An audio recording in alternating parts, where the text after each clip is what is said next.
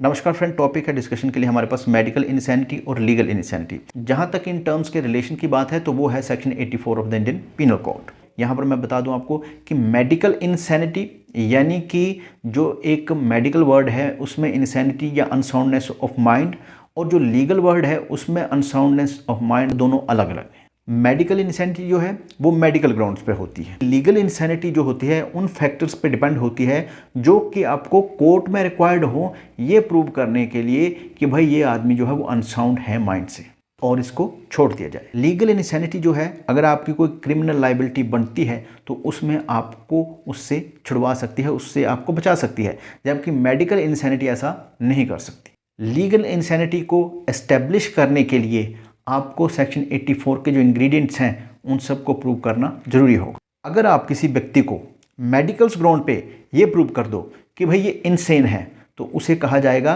कि ये बंदा मेडिकल इनसैनिटी का एक केस है। लीगल इनसैनिटी टर्म को और स्पेसिफिक करा जाए तो हम ये कह सकते हैं कि अगर जो एक्यूज्ड है at the time of commission of the offence, यानी कि जब वो ऑफेंस कर रहा है, अगर वो तब इनसेन है तब तो उसको माना जाएगा कि इसके पास लीगल इनसैनिटी का डिफेंस है।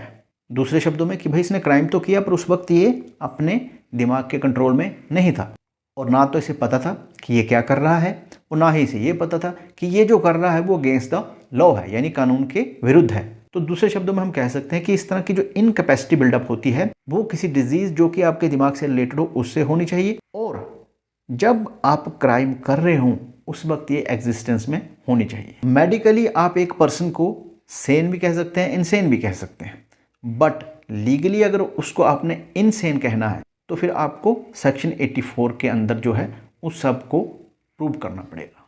और अगर आप ऐसा करने में विफल हो जाते हैं तो क्या होगा, तो फिर आपको सेन माना जाएगा, यानी कि आपकी मानसिक स्थिति ठीक थी, चाहे आपको मेडिकली जो है इनसेन माना जाए। यानी कि मेडिकली चाहे आपको कहा गया कि भाई आप अनसाउंड ऑफ माइंड हैं, बट लीगली उस चीज़ को 84 के अंडर प्रूव नहीं किया गया तो फिर आपको किसी भी तरह का कोई भी रिलैक्सेशन नहीं मिलेगा।